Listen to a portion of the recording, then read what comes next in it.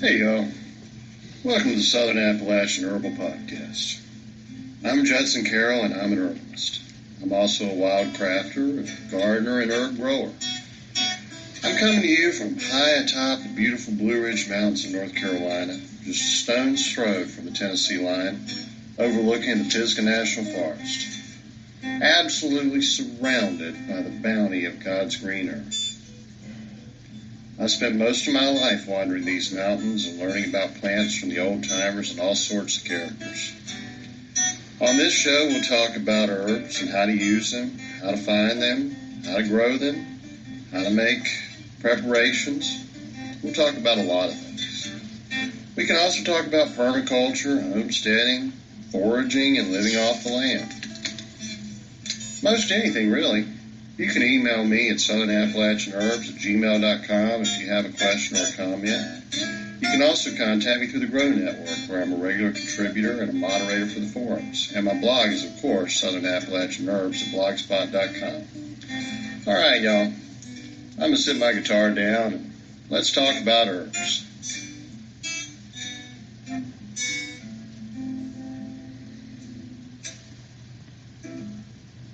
Hey y'all, welcome to this week's show. It's another gorgeous fall day here, cool and crisp and sunny. And I've just been out for a little walk in the woods and noticed the wild roses are bearing their rose hips. Rose hips are absolutely delicious. They make a wonderful tea. You can make a jam of them. They are very, very high in vitamin C and bioflavonoids, which are good for the immune system, and just a real nice thing to have in the winter. It's a bright, fresh, sour fruit. The only thing about rosehip, in the center are all these little hairs, and those little hairs used to be commercially collected and used to make itching powder.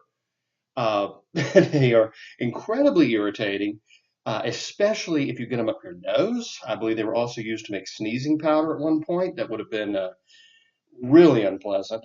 And you definitely want to get rid of those little hair-like fibers inside before you eat them, because they will itch all the way through from mouth on down until they evacuate your body, and you will be in misery.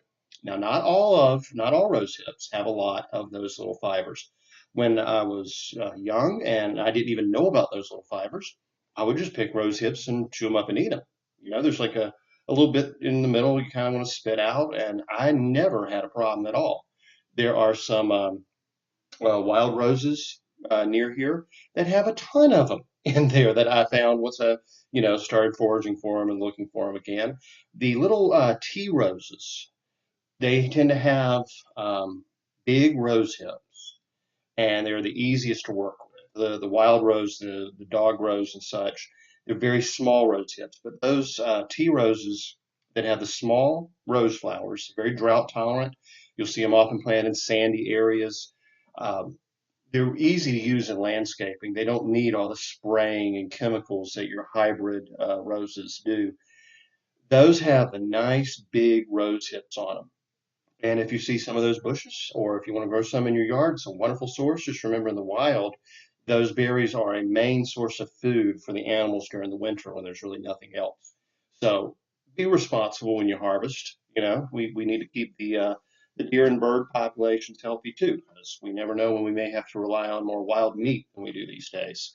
With the state of the economy it's in, you just never know. Well, before I move on, I talk a lot about foraging for wild food. You can also scavenge. This is an excellent time of the year to scavenge for pumpkins. What I mean is, all this week, I have been going out and collecting pumpkins. It has hit me one day. I was driving along and I started noticing that this year people seem to have gotten ornamental pumpkins and used them in their decorations, usually pie pumpkins. I didn't see a lot of carved jack-o'-lanterns this year like I normally would. I saw a lot of, small to medium-sized pumpkins. That's really what we're talking about here. Or cooking squash that's got like a gnarly flesh to it or rind to it and a speckled pattern or stripes and all that. The pumpkins are almost. all edible. I mean, this family that we would associate with this holiday, they were all bred to be edible. Um, then there's a huge variety of them. Now, not all gourds are edible, but so double check it. You know, when you pick something up, make sure it is one of the edible varieties, and make sure it hasn't been bleached. Some people bleach their pumpkins to make them last longer. That will make you sick, so don't do that. What I've mainly been picking up are just really those nice orange pie pumpkins, you know, no more than say 5 to 20 pounds. And I've been having a great time with them. You know, we often associate pumpkins with pumpkin pie, of course. So we tend to think of pumpkin as a sweet vegetable. It's actually wonderful in savory foods as well. The best way to prepare a pumpkin is to cut out the stem and cut it in half. Scrape out the seeds, get all the seeds, and put them in some water to soak. I'll talk about that in a minute. Take the pumpkin halves, or if you need to cut them another time into fourths, just put them on a baking sheet in your oven at 400 degrees and roast them for a half hour. That's it. That's all it takes. I like to sprinkle them with salt before I roast them. That way I can, well, it helps pull some of the moisture out. I just like the texture a little bit better. But don't go overboard in case you want to make a pie out of it. You want a little salt in your pie. You don't want a whole lot. It is so easy. I mean, you can then just take a spoon and scrape all the pumpkin flesh out of the rind, you know, after it cools enough to touch, and mash it up. And you put in your sugar and molasses is so good in a pumpkin pie or a pumpkin pudding. Cinnamon, nutmeg, a little nutmeg is always good. Cloves, allspice, all those good pumpkin pie seasonings that everybody loves. Usually some eggs, butter, milk, you know, whatever goes in your favorite recipe. And, you know, these things are just going to the garbage. That's what I was thinking when I was looking around. I started thinking, I'm looking at literally hundreds or thousands of pounds of pumpkins just right here in this neighborhood that are going to the landfill.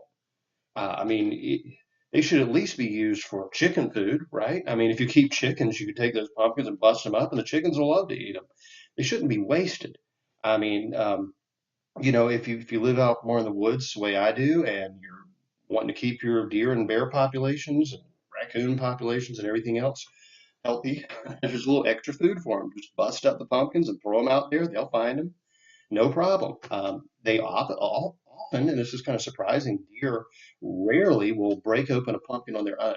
You would think this native vegetable would be known as a food source to our native ruminants, but for some reason they won't eat a pumpkin unless you break it up for them. I don't know why that is. At least I haven't seen one do it.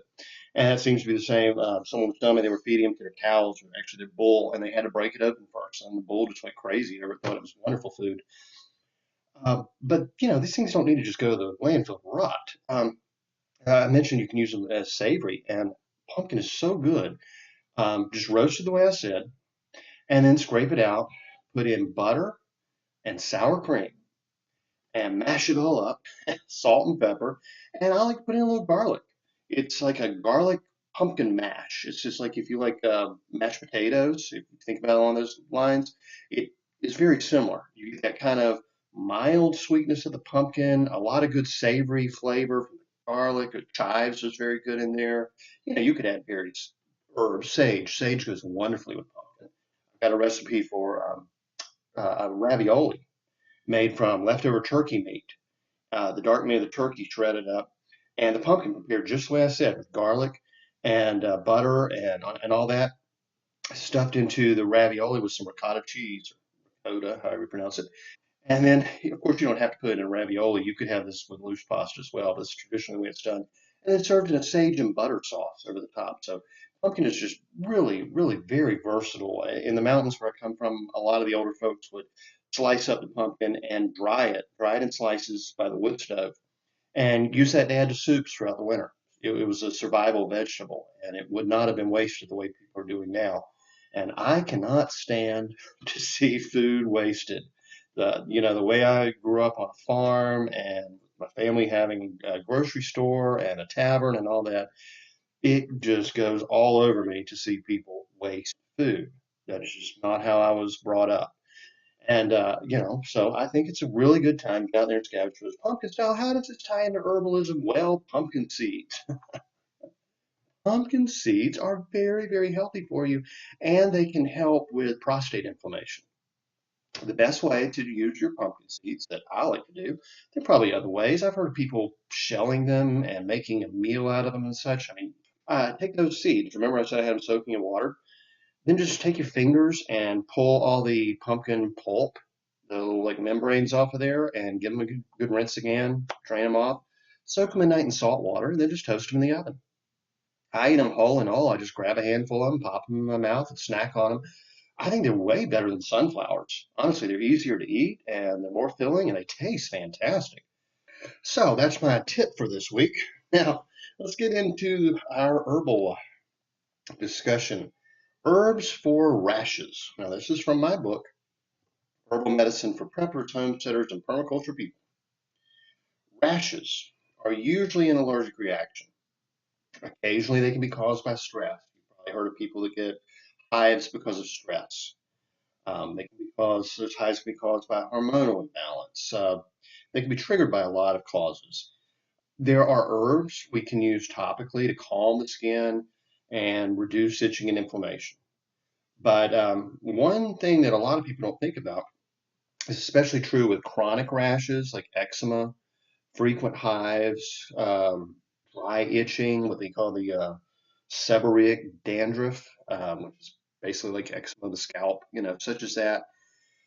Oftentimes, that is caused by an exhausted liver. The liver and skin are both very closely related. Liver, skin, kidneys, and lungs are very all closely related. These are organs. We don't often think of our skin as an organ, but it is. It's an excretory organ, especially in the wintertime when we wear a lot of heavy clothes and we're cold and we're not sweating and our skin isn't able to breathe. We have a lot more toxins in our system. That can be a big cause for elevated blood pressure, especially in pregnancies during the winter. It can be very dangerous. In fact, the liver, when it is exhausted, doesn't process the toxins very well and puts more of a burden on the skin. And the skin often becomes inflamed and itchy.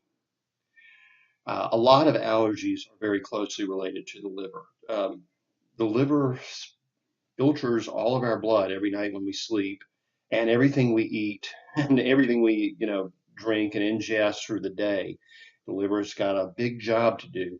And when the liver's weak, a lot of allergic conditions can. So we're going to talk a little bit about that as well, herbs to stimulate the liver in the way that can help with rashes. Supporting liver function can really be an effective way to deal with rashes. And often we're talking about our bitters, bitter herbs, whether it's digestive bitters that you're taking in the formula or the bitter greens that you eat, your collard greens like we talked about last week. They're very good for the liver. When it comes to herbs that support the liver, I've discussed this before in herbal energetics. Herbalists generally have two categories, right? We have herbs that stimulate the liver, and we have herbs that what we would say cool the liver. They are anti-inflammatory to the liver while supporting liver function. So stimulating herbs for the liver are primarily barberry, Oregon grape, and ginger. Now there's others. These are those strongly bitter herbs. We've discussed barberry and Oregon grape in previous weeks, talking about it as an antiseptic, but really primarily the berberine, the yellow pigment from those roots, is a liver stimulant. Bitter herbs stimulate the liver and the pancreas. They stimulate saliva, bile, and stomach acids. Berberine stimulates the liver into acting more strongly. Many allergic reactions can be caused by a weak digestive system. Now, this actually starts when you eat, okay, or when you drink something.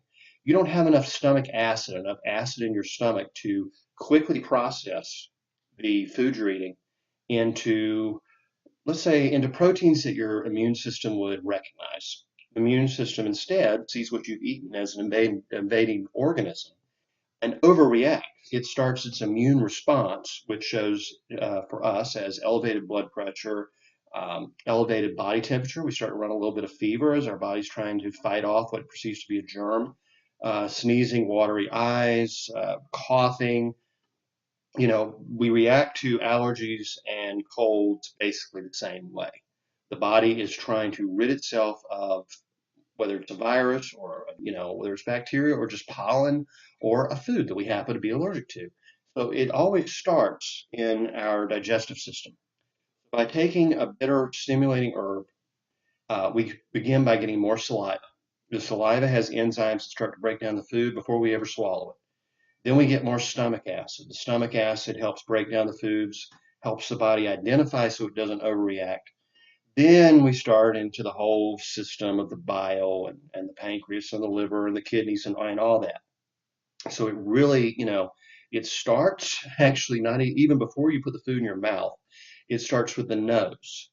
When you smell that food or when you see the food it's appealing, you begin to salivate. So these herbs that help increase saliva or herbs, the culinary herbs and spices that we used to cook with that excite our noses can actually, all that works together. And if we focus a little more on taking time with cooking good food, taking time to enjoy, relax, and eat good food, to appreciate it, to chew slowly, to really savor it, we can cut down really on a lot of these allergic conditions. And I'm going to be revisiting that really throughout the next few weeks as we discuss this book. But the digestive bitters in this case can really help with rashes. And, that's usually where most herbalists will start after just, trying to soothe the rash. But sometimes um, the liver is exhausted. It's been through too much, whether you drink a lot of alcohol or you work with it, solvents, soaps, industrial solvents, maybe you're a mechanic, various things. And when we try to stimulate the liver with, say, gentian or barberry, the allergies actually flare up worse because the liver is already handling all it can. In that case, we want to use what we would call the soothing herbs. This would be like dandelion and burdock.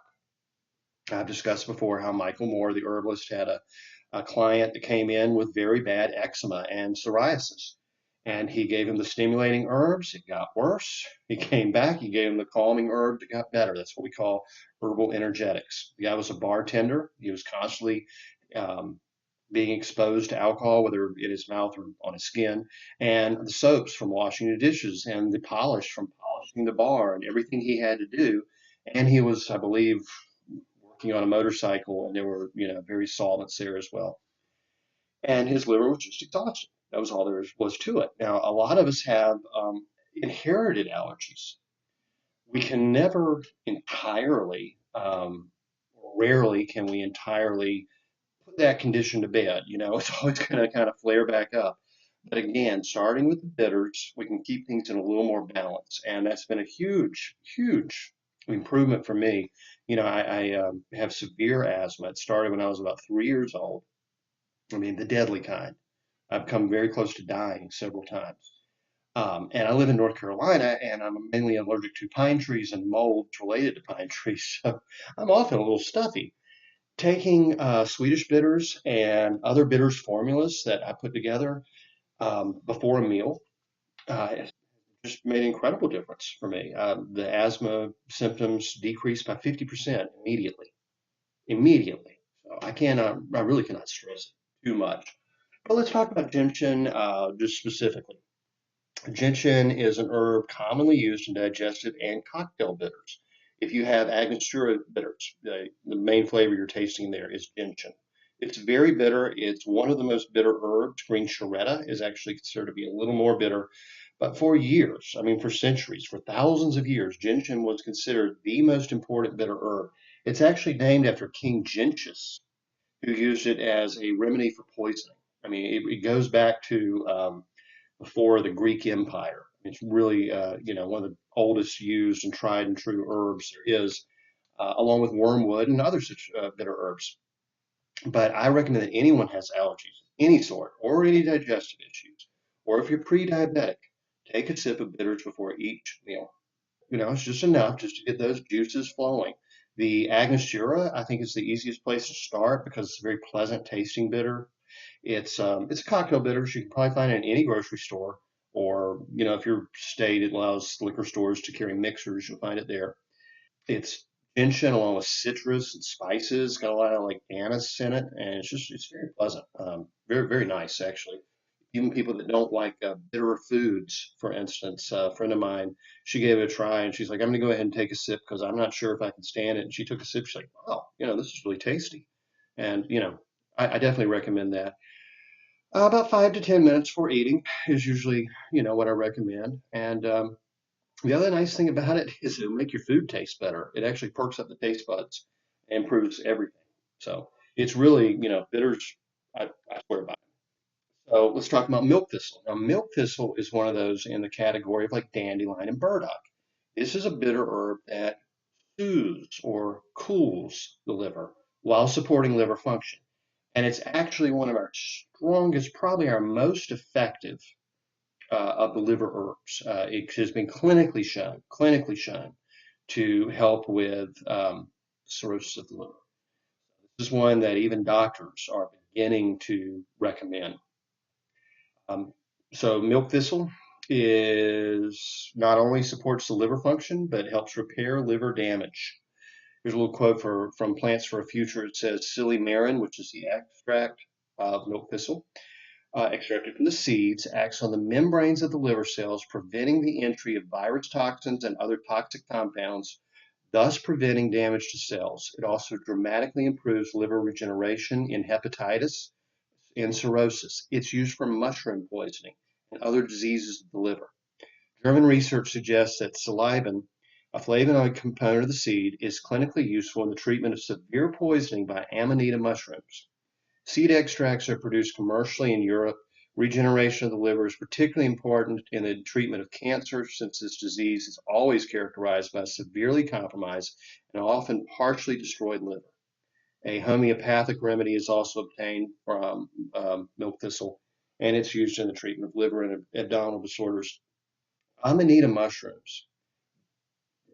Well, I have never experienced this, thankfully. I'm pretty careful with the mushrooms I eat, and I love to eat a lot of wild mushrooms. Everything I've read and everything I've been told is that eating amanita mushrooms reduces your liver to pudding. It just completely destroys the tissue into a jelly, and you die. So the fact that milk thistle has been used really extensively in Germany, this is a long tradition, and it's been proven by scientists in Germany, taken as quickly as possible, obviously after ingesting the amanitas and presumably inducing vomiting and everything you would do, could protect the liver from the poison. That's pretty strong stuff. I mean, that's really very strong stuff. I unless you're drinking like a gallon of high proof vodka a day, you're not taxing your liver as much as you would eating a little bit of an amanita mushroom. So when we look at milk thistle, we're looking at it as preventative and repairing. Now, dandelion and burdock, I always combine these two when I talk about them because they're really best combined. They're just very complementary, and in my yard, they grow right side by side. They seem to like each other, and so does chicory and a few other of the bitter herbs that grow right there. Um, and I always look at them as a wild food as well as being an herb. I mean, I told you before, you can make a wonderful wine out of dandelion flowers. You can make dandelion greens into a salad or a cooked green. I mean, the root of burdock is called gobo in Japan. It's one of the most popular vegetables. You can take, you know, fresh caught fish and a little salt and pepper on there and maybe a little lemon, wrap it in burdock leaves and cook it right on the coals of your campfire. It's just fantastic. The burdock is a nice big leaf, so you can use it as a wrap for steaming, and you can eat it as a pot grain. I mean, you can eat leaves just like you would collards or something. Maybe I should say something a little more universally known to my listeners. Cabbage. I know you're not all Southern. I always make that assumption. All right, but the roots are what we use medicinally. They're best combined, but either can be used. These herbs were brought to North America as food and medicine by our ancestors. It's a shame that we now consider them weeds. I mean, think about the millions and millions of dollars spent trying to eradicate dandelions from lawns. It's just ridiculous. We should be eating the dandelions, using the dandelions, not trying to poison them and poisoning ourselves at the same time with the herbicides. Dandelion is especially excellent wild food. The greens picked in the spring before the plants and flowers get too much sun, But even after flowering, if it's in the shade, if the plant grows in the shade with good soil, it can be a little sweeter, by the way. And are they're just excellent cooked in a bit of fat and served with vinegar. Another tip is the unopened buds can be picked, the flower buds can be picked and pickled like capers. The stems actually contain a latex, like a rubbery type latex that can remove warts. I mean, it's really, really useful plant. The roots can be used to make an herb tea or roasted as a coffee substitute, like chicory. Burdock is more commonly eaten in Asia as a root vegetable. Leaves are edible too. And I'll skip all that because I just gave you my recipe for trout wrapped in burdock leaves. A little bacon in there really perks it up, by the way. Bacon makes everything better, as does onion. So bacon and onion with that trout and some lemon, and boy, you got a good meal. But both of these plants are mildly bitter, slightly sweet, and cooling to the liver while supporting liver function. These herbs can be combined with licorice for additional lung and kidney support, whereas gentian cannot. And that's one thing you always need to keep in mind. Gentian and licorice cancel each other out. You can't use the two together. But you can put licorice in with your dandelion and burdock. And it's unless you have a high blood pressure issue in which you can't use licorice. And you also really shouldn't use licorice in very high doses. It can be a little dangerous. But licorice is great for kidney support, kidney function, good for the lungs, very good for asthma and such as that, and very antiviral. So licorice can be very useful when used properly, and this is a good way to use it. Um, let's see, you can also combine these two herbs with bugleweed. Bugleweed has also been traditionally used to reduce liver inflammation, and it's calming to the entire system through its mildly narcotic effect. Narcotic meaning that it slows the heart rate and respiration. Bugle is a mellow herb, but not necessarily intoxicating for most people. Its effects are more like having a beer or two. It slows and strengthens the heart rate. Don't use too much of it. You never want to slow the heart enough to stop, obviously. But bugle has been traditionally used as a wound herb. We talked about that a couple weeks ago. But it's also been said for centuries as an herb that shrinks the liver. It's an herb that's particularly good for inflamed liver. So it's obviously what we call a cooling liver herb. Horsetail is equisetum. It's an excellent herb for so many things. I mean, it's just to go to. But it's also very soothing to the skin. It contains silica. It's good as a decoction or a wash, especially for scabby rashes. False Solomon seal, Labrador tea, and Canadian thistle. These are all folk remedies, very useful. They grow in my area. They may not grow in your area, but if you're in the mountains, you're going to see false Solomon seal. You're going to see Labrador tea. More than likely, it's in the same family as like rhododendron and azalea. The heaths and ericaceae. It's in that family. Can be a little dangerous taken internally in large doses, but in this place, in this instance, we're using it as a wash. Canada thistle, it's so good. It can be used as a tea or a wash, and Canada thistle is very closely related to the milk thistle. And a lot of the thistles, blessed thistles, so many of them have that same good effect on liver and on skin, and you can use them both ways. By far the best remedy I know for poison ivy and other contact dermatitis rashes is jewelweed or touch me not. Grows all over the place. It's in my yard like crazy. It's out, by the road like crazy. It's said by legend to always grow near poison ivy or poison oak. It's like, God arranged it so you get the poison ivy, you can grab some jewelry, crush the stem, and put it on there. The stem has a liquid in it. It's almost like aloe vera gel. Really good. I think jewelry, touch me not is just it's one. You might even want to try growing it because the young shoots are a lot like asparagus. Some people say it's their absolutely favorite of all wild edibles in the spring, but it's also preventative. Yul Gibbons, in his book, Stalking the Healthful Herbs, actually talked about putting jewelweed on the skin before going out on a hike or working in the garden where there's poison ivy to prevent the poison ivy or poison oak from causing the rash. And in his book, he gives studies that are shown to be very effective for that use. Now, some of the Native American herbs that they used a lot, peppergrass, that's Pythium virginicum. That's one that the natives in Virginia, obviously, introduced to the early settlers, and it became part of American folk medicine as well. Use the bruised plants as a poultice or the tea as a wash, much like you would jewelweed or touch-me-not. Other plants include lady's thumb, or also called heart's ease. That's a polygonum. Gumweed. Gumweed is a very good one, and that and the leaves of burdock can be used the same way. And in that case, we're using the leaves of burdock, not the root, as a poultice for poison ivy or contact dermatitis. Horse nettle is a poisonous plant. Okay, this is in the solanum family, which includes all kinds of interesting things from tomatoes and eggplants to Jimson weed and belladonna. That's why a lot of our ancestors were afraid to eat tomatoes. They were afraid they were poisonous because they're in the same family. And the horse nettle will grow about 6 inches tall. It has thorns all over the leaves and stems. It's a plant that says "Don't touch me." But then it has a little cherry tomato sized fruit that looks just like a little cherry tomato. And that has poisoned many people actually. But this is interesting, as in Jimson weed and those various plants in that family can cause hallucinations. So some people actually poison themselves intentionally. They want to take the plant for to have the hallucinations and they end up dying. So be very careful and don't use it internally, obviously. But for external use, really good for poison ivy. This is was a popular Native American remedy. Um, the thing is about many members of this family, they numb tissue on contact. They actually numb the nerves. A lot of the old herbalists used to use this family of plants in foot baths for nerve pain, for sciatica. Well, in the case of horse nettle, you're using a poultice of the leaves. Remember, they're spiky, so it's got to be ground up real well and put on there, and it just kind of numbs out that rash a little bit. Really good first aid, emergency medicine, but obviously use that with care.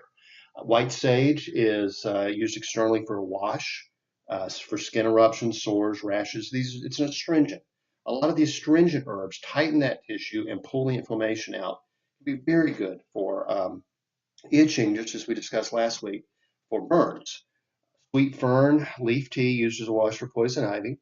Several trees have been used as washes for poison ivy due to their astringent and tonic effects, reducing swelling and inflammation of the skin. This includes smooth alder, witch hazel. Witch hazel was, old home remedy. That's exactly what I was recommended when I was a kid by my grandmother when I had poison ivy. White oak, sassafras, sweet gum, red oak, any of the oaks, they're all interchangeable.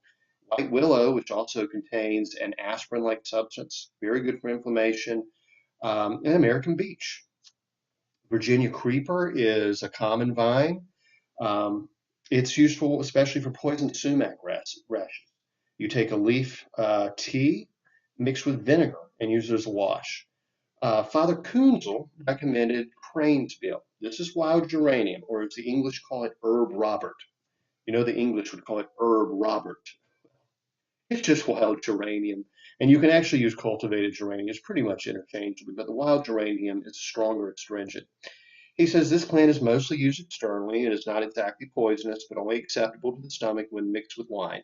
It is a plant that draws out inflammation. It is a fact that nasty eye infections, sore throats, swelling of the teeth, swelling of the limbs, etc., quickly disappear in people and cattle when green and crushed cranesbills are applied. If the disease cannot always be cured by this application, the herb often alleviates the greatest pain. When dried, it must be soaked in water. Many other types of geranium, including our well-known indoor geranium, have the same effect. The cranesbill is actually famous for healing all types of dry or wet eczema, eruptions, rashes, and sores. In this case, the herb is boiled and used as a warm bath. In severe cases, it is necessary to continue the treatment for a whole month. Apart from that, drink a spoonful mixed with wine 6 to 8 times a day. The cranesbill is also useful for treating swellings, inflammations in cattle. Thanks and praise be to the Creator. He also recommended plantain. Plantain's good for all skin conditions. It's another go-to herb. All parts and all kinds of plantain are used, the roots, leaves, flowers, and seeds. It cleans the blood, lungs, and stomach like no other herb. So it is good for all people who have anemia, bad blood, weak lungs, a weak voice, pale appearance, with rashes, eruptions, eczema, and sores, who cough forever, who have a hoarse voice, who stay lean like goats, even if you put them in butter. It helps weak children who fall behind in their development despite of good food. When children are ill with almost all children's diseases, especially rashes, eruptions, sores, measles, and the children urinate too little, the mother should pay attention to this first of all because the children will never say anything about it, not even a word. It is very easy to cure too little urine in children. Give the children half a cup of common couch roots, it's couch grass, that's Trictium repens, or twice a day observe the following signs. Rashes, eruptions, abscess spots due to inadequate quantities of dissolved water. External lubrication with ointments and bathings alone do not help. It means the child needs stronger diuretics. Common couch grass roots, alpine lady's mantle, silver mantle, horsetail, spiny rest arrow should be given as teas separately or mixed many times a day until the rash disappears. That wraps up our section on rashes, and you see how rashes are very much related to the excretory organs, except usually for the contact dermatitis, where you're having an external allergy, like if you're allergic to wool and you put on wool, or if you brush against some poison ivy. And then we want to really look more at external treatments, but it always helps to do internal as well as external. And another one that's really good is oats. Oats, whether it's using oat straw or whole oats or even milled oats, even, oatmeal. Oatmeal baths are wonderfully soothing to the skin. They can really help with rashes of all sorts. And it's interesting in that in the French herbal tradition of Maurice Messague, he used all external foot baths, hand baths, compresses of these very herbs we just discussed for eczema and other rashes with the intent of actually cleansing the liver by drawing the toxins out through the skin. Most herbalists today would never think of such, but during his era, he was actually the most famous herbalist in the world, treating the French president, the British prime minister, the Pope. I mean, movie stars, artists. He was an absolute celebrity in the 1940s through 60s, and he only used external treatments. I can't remember, maybe one or two times he recommended any tea. It was all foot baths, hip baths, hand baths, or compresses, using herbs to pull toxins out of the body through the skin. It's remarkable. But yes, so these are very closely related concepts. So let's go ahead and get into our plant identification of the day. It's the primrose family. This is quoting from Botany in a Day by Thomas J. Opel. The primrose are herbs or slightly woody plants with usually basal or opposite leaves, but sometimes whorled, as shown in four-leaf loosestrife. Some species are aquatic, while many others will be found near water or in very moist soil.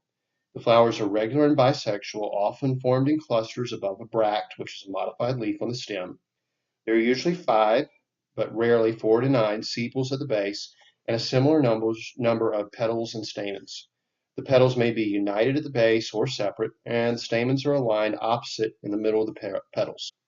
The ovary is positioned superior to partly inferior and consists of 5 united carpels forming a single chamber. It matures as a capsule with 1 to numerous seeds. In some species, the capsule is circumscissile, meaning the capsule has a lid like a pot. That's one of the easiest ways to identify this. The ones you're going to find in North America are Anagallus. It's a pimpernel. It was introduced from Europe. Some species of pimpernel are used in salads, but otherwise the plants are diaphoretic, meaning helps break a fever, expectorant, helps you cough up mucus, diuretic, and purgative. So, gets rid of excess fluids and helps purge the system. Small doses cause sweating and increase kidney activity. Larger doses act on the central nervous system of the brain, leading to trembling, watery stools, and excessive urination. So if you use this one, do not use large doses, obviously. And the plant contains some saponins, which are used for fishing in India, according to one source. And in that case, it's a fish poison. It blocks the absorption of oxygen through their gills and makes them float to the top of the water. Very illegal in the United States, obviously, so don't do that. Let's see, Andros Sachi, I guess is how you pronounce it. It's rock jasmine. Tea of the plant was taken for birth injuries and postpartum bleeding, or taken for cold internal pain. Chaffweed, tea of the plant used by Native Americans in California for venereal disease when there was a failure in the urinary act. Well, that means when you can't urinate. Decathlon, shooting star. The whole plant is edible as a salad green or pot herb. Shooting star is mildly astringent. He says, I like to pick the flowers and present them to whomever I'm with. I gobble them down. Medicinally, a tea of the root or plant was used as a wash for sore eyes or a gargle by children for canker sores. So that's one you may want to consider adding to your garden. Sea milkwort, which is Glaux, I guess, Glaux. It says the shoots and roots are edible and the roots have a sedative quality.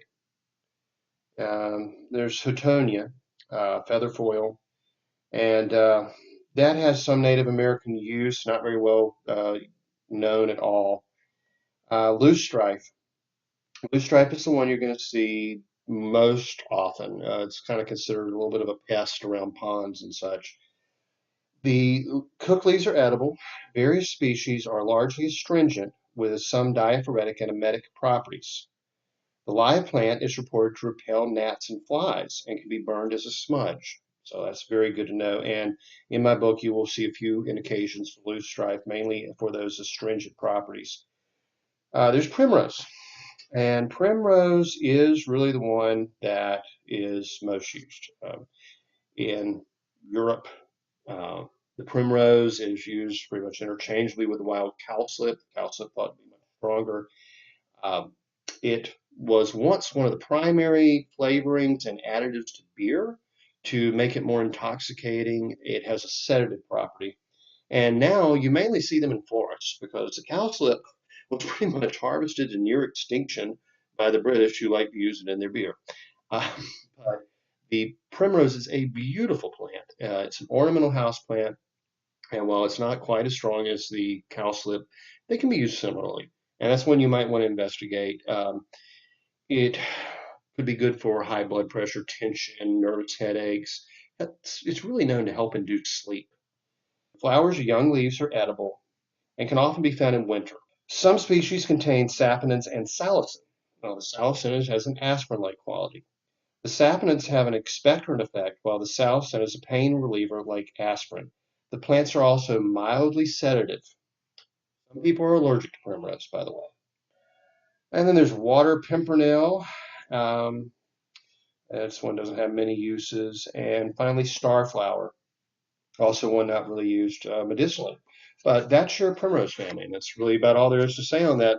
Obviously the most interesting member of the family being the primrose, and yeah, that's one.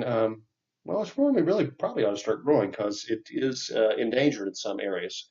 And if we can get some cowslip seeds, I believe Strictly Medicinal has them. Like I said, they're very pretty plants. There's no reason you can't have some in your garden and make use of them when you want to.